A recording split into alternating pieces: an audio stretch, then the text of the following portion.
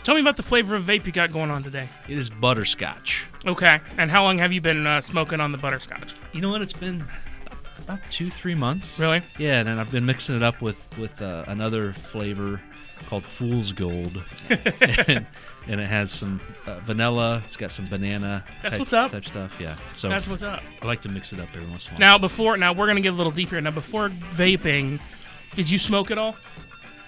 I did. I smoked mainly a good portion of my college career. Okay. And a few years afterwards. Which seems like about anyone would do that because college is pretty stressful. Yeah. But I went from smoking to chewing. Oh, yeah, that's rough. Yeah, and chewing high concentrations of nicotine. Mm-hmm. So you're getting so much more. And you can get that nicotine. lip and gum cancer or whatever. I knew it was not going to end well. Right. So when vaping came along, I thought, you know what? I'm highly addicted to nicotine, and I know it. You might as well just do something that's not going to kill you as fast. Yeah. So what happened was so I'd be like a social smoker, so I'd go out with buddies or go back to, Right. And so then I'd start smoking again. Mm-hmm. And then once I started vaping, about a month into it, I tried a cigarette and I wanted to vomit. It only took me a month or so just to realize how horrible it tasted. Yeah. And then every time I'd walk in, I'd smell it differently. Mm-hmm. And then, of course, the chew thing, I would take it in, it'd be too much. So vaping actually kicked me off of those things. Good. So, I've lowered the nicotine down. Okay. To about a quarter of the amount that I had before initially. Yeah, it's always smart to wean yourself off versus going cold turkey. I had a buddy of mine go cold turkey, and within several months he was back on it again. Yeah. Well, you've heard the statement. Quitting smoking is one of the easiest things I've ever done. I've done it dozens of times. Right. Yeah. So. Yeah. I have a friend of mine that just stopped drinking altogether. Like one day he woke up, and he was a heavy drinker, and one day he woke up. Yeah. Didn't need to drink again. I don't know what it was, whether it was a switch, but... He didn't have a rock bottom moment or anything like that? Maybe he did that he didn't tell me about. It's possible, But he said that he woke up one morning and he just didn't have to feel the need to drink. Good for him. And one day became a month, and a month became 3 months, and 3 months became 6. And then all of a sudden... he's like 2.5 years later. Yeah. I mean, I can't say that it was that easy for me. Yeah. Yeah, because you quit drinking years ago, too. I quit drinking about 5.5 years ago. It was rough. I'll be honest with you. I had that moment where I hit the bottomest rock bottom. I was living on my own, and I realized it's not conducive to what I wanted to do. Yeah. And so I made the conscious choice to turn my life around. Good, man. At the time, I was working for a company that valued one thing, or said that they valued one thing, but when you approached them with an issue they said that they would help you with, they saw that issue, they sook it out, and then they fired you for it. Yeah. At the time, I was dealing with a lot of issues with anger, and while now I do get very passionate, I'm not as angry as I once was. That's good. like the Adam Sandler anger management. Was it Jack Nicholson? It was Jack Nicholson, yeah. Yeah. Whenever I used to talk very animatedly with my hands, and whenever I would prove a point, I would put my hand down like this. And I was talking to somebody like that, and a manager saw and was like, oh no, they're creating a hostile work environment. He used the hand gesture. Right. And HR pulled me into the office like, well, we've seen a trend in anger. Yeah. And I'm like, you have? And they're like, yeah, you swear. And I go, yeah, but so does everybody else. But you threw a chair. No, I didn't. I didn't. It was Bobby Knight, That was Bobby Knight. No, what I did was... chair was a little uncomfortable. I couldn't reach it, so I put it down and I reached underneath and all that stuff. And the thing was, I was working with people who were they reacted to everything negatively. Yeah. I don't know if that's the word I would use, but proactive versus reactive. Yeah, they were reactive and they had a reactive mindset. Right. And so it was one of those situations where I was like, well, you know what? I don't know what to do. I'll go through anger management if that's what they really wanted. And at the time, I saw a future at that company, but the company didn't see a future with me. Yeah. So they're like, nope, peace. And I was like, all right, cool. So it is time for you to leave, Josh. It was rough. It was rough. It was a little scary to be out there, not knowing what to do. I bumped around for about 9 months, and I found my footing in doing podcast editing, actually with a company called Dead Radio Entertainment. And then I got into radio. Nice. Yep, where I edited professional broadcasts for about 3 years. On a contract basis? Or No, I was actually paid full-time. Gotcha. Part-time. I was paid. I went to TV for 7 weeks. Now, because the deal has gone through, I can be candid about this. I can't tell you where I worked or what I did. All right. But I can tell you that they went through a buyout. The second day that I started, it was actually a year ago last week. Okay. I started the day after that, Martin Luther King Day. Okay. And I got an email the second day I was there that said, "Don't panic," and it was company-wide within that area of Indianapolis. When you're sending an email out. And I was like, hey, you don't want I always judge a "don't panic" email by the punctuation on it. So like if it's like "don't panic" with a period, it's like, all right, it's just something stupid, something came up. But it had like 4 exclamation points. I was like, well, crap. So I opened the email, and it says, "This company has been bought out by another company." Yeah. Nobody panic. I said, okay, whatever. We have a company-wide meeting. We fill one of the rooms downstairs. It's everybody that can possibly be there, because it was I will tell you, it was a news company. Mm-hmm. And so we filled the newsroom with as many people that could be there. Most people that weren't there were working the overnight shift and so on. Yeah. The general manager said, "Listen, we've got bought out," and he was very positive. It's when we do this and when we do that and this, that, and the other. Yeah. 6 weeks later, we have a second meeting, and the words are different. It's if we do this, and if we do that. And I'd worked in media long enough to see the writing on the wall and say, this isn't going to last. I thought I had a month, so I tried to get my affairs in order, tried to get my old job back. Didn't happen. Nope. A week later, they pulled 12 of us in a room and right down the line. Yep. I knew something was up when there were 3 managers, 2 lawyers, and the general manager. Oh, no. You're like, more than just the meeting with the Bobs. Right. Oh, yeah. No, yeah. It was more than that. So that's ultimately what happened. Then I bumped around for a while, and I started hosting trivia in June. And then we met, and here we are. Bada bing. Boom. Bada that's boom. right. Obviously, we're this entire building is filled with self-employed entrepreneurs. Yes. And a lot of creative energy here. Yes. And we're just in the beginning stages, but that's who we're attracting. Mm-hmm. That's who we are. I love it. Yeah. And it really helps me build what I want to build. Yeah. And be my own person. Mm-hmm.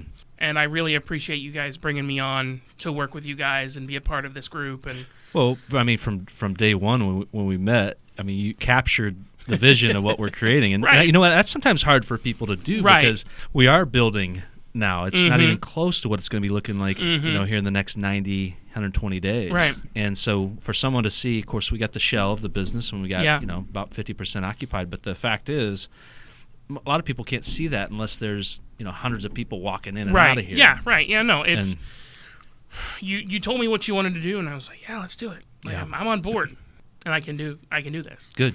Obviously, we know your background, and you've been involved in podcasting, radio, and even TV. Yeah. You've got the training, the expertise in that arena. Let's talk about what we're wanting to do here with Collaborate 317, tying in your services and making it available for others to grow their awareness. My job here at Collaborate 317 is to produce and help you understand the value of a podcast. I will also, I'm also good with video editing on some levels and live video, that kind of stuff, choosing which streaming level you want. Mm-hmm. Or if ever it happens, there are some places like, use an example, Bob and Tom Show actually has cameras in the studio. Yes. So if it ever happens where you want to get not just audio but video of people talking and reacting to whatever you have going on. Able to fit all that in. Right. Yeah. And I can do all of that. My goal is to, if anyone wants to do a podcast for their business or wants to do a podcast about what they do, that's why I'm here. Yeah, and to be able to fit the wide range of individuals. I mean, I know for one, just talking with people about podcasting, about putting different types of media production together. Yep. A lot of people love the idea and would love to do it, but they're overwhelmed with how do I get started? Right. And there's some folks that say, you know what, I just want a couple pieces that I can send out to my audiences. No sweat. And then there's others that say, you know what, I've wanted to do a weekly podcast for I don't know how long. I just don't know how to get started. Right, and that's not a problem. We can do that too. Well, and then we're going to attract some veterans that love to have access to our studio. Yes. And love to have access to you and what you do. Yeah. And so all the way from someone that's just not familiar, has the desire, wants to do a few things, to the veteran, we're able to help them in whatever capacity. Yeah, no, I definitely agree. I've actually never seen a podcasting studio that has professional level equipment before. Yeah. I've never seen that because this is some of the stuff we would use in radio. Yeah. When I saw this, I kind of got a little smile on my face. And yeah. So, and as the podcasting studio progresses, I've got some ideas to help A, the editing process, and B, more promotion and how we can make this bigger and better. And eventually I want to go mobile with it. Yeah. And mobility is so easy. It's so easy. Really? And it's inexpensive. All you need is a mixer, 4 mics, and the cords, and something to save it on, and you're good to go. Yeah. Yeah. So it's not difficult to do, but that's ultimately the goal would be to, if you didn't want to do it here and you wanted to do it somewhere else, we could do that for you. Yeah. Oh, that's good too. But there'd be an extra fee on that one, and we'll talk about that when we get there. Yeah, well, and let's talk about, because we're in the process of really putting together, crunching some numbers on what type of service we can provide. But I do know this: individuals that are part of Collaborate 317 will receive a fantastic discount. Oh yeah, they get $25 off the $75 fee. Yeah. So it's $50. It's $50 a pop if you're already a member. $75 if you're not. So if you need me to work on something that you've already done, it's $125 an hour. Which, if you look at the grand scheme of things, you're going to save money. Well, and the thing is, though, I mean, there's a lot of people that don't know the pricing, the highs, the lows, and everything in between. But I can assure you that all of the work that we've done in radio, and then of course opening up the podcast here, we've been pricing them, and so it's very fair. Yeah, it is. You know what's more valuable than money, Josh? Tell me. Time. Time is more valuable than money. Yes, you don't have time to edit your podcast. That's why you hire someone like me. Right. So I can edit it for you, make it sound good, and shoot it back. It's going to sound good, and you're not going to have the headaches. Heck no. You're not going to have together. to deal. You're going to kind of deal with Audacity when Audacity gets crappy and decides to do this, that, and the other. I get to deal with that. Right. I get to deal with this. That's not. Don't worry about that. So the only thing that I ask is that when you come out here, even if you're recording a 15-minute podcast, it's going to be a minimum of 1 hour charged. Yeah.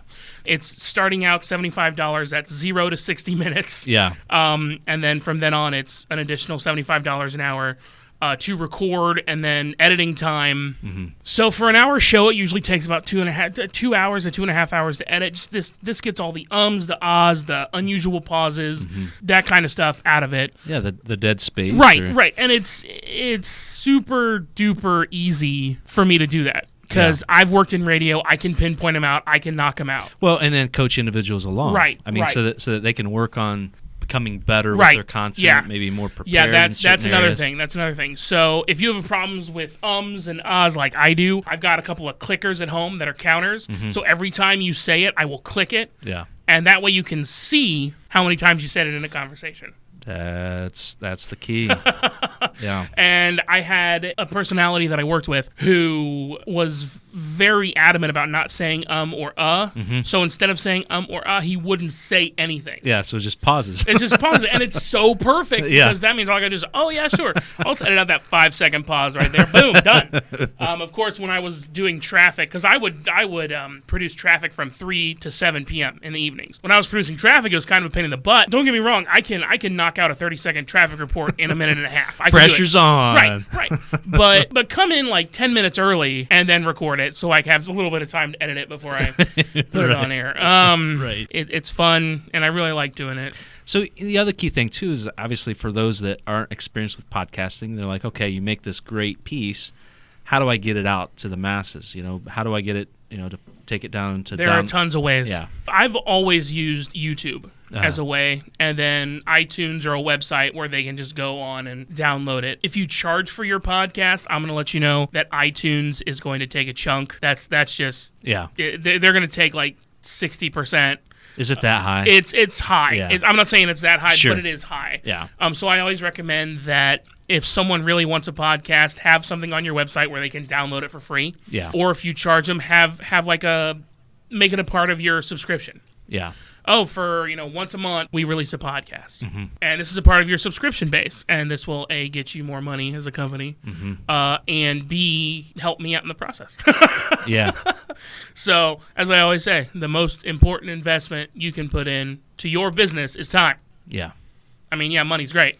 Well, that just goes out to what I feel like I've really learned over the last few years, right. is finding out what I do well, finding out what I like to do, and finding out what my largest income producing opportunities are, and being able to compare it between those three. And I'll be the first one to say, anything dealing with organization, anything dealing with editing, anything of that nature, it takes me 3, 4, 5, 10 times the time that someone else that it takes someone else. Right.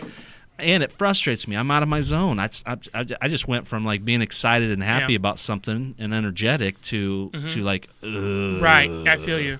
Another thing that I will always tell people is that if you edit it, you're going to be super critical. You pay me to edit it down. I'm going to be honest with you. I don't care enough about you to lie to you, and no, I'll be honest with you, and I will tell you how much you need to work on this, that, and the other, and how to make your podcast That's better. What we all want. Right, Yeah. because your friends are going to lie to you and make you feel good. I don't care. You pay me to be an a-hole. Right. I'll do it. Right.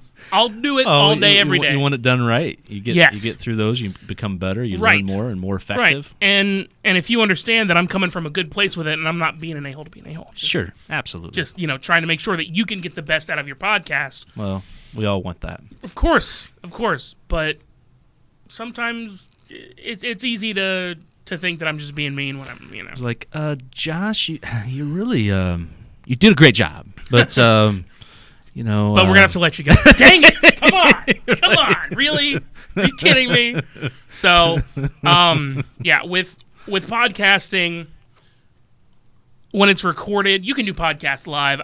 I always recommend you do it recorded. Yeah. Because when you do it recorded, you can stop. Yeah. Like, if you got to go to the bathroom, great. Let's take a 5, and we can pick up from where we left off. Yeah. It's going to be a little awkward, but we'll make it work. Make sure you wash your hands. Right, please wash your hands. But it's super super fun and super simple for me, and I love it. And I want you to come out and check it out. Yeah, I look forward to that as well. Yeah, good. Tell your friends. It's an exciting new chapter of That's Collaborate right. 317 and bringing Josh on board with his expertise. We're so thrilled about that. Thank you so much, Josh. I'm just glad to be here, man. Thank you so much for this opportunity. Good stuff, man. Yeah.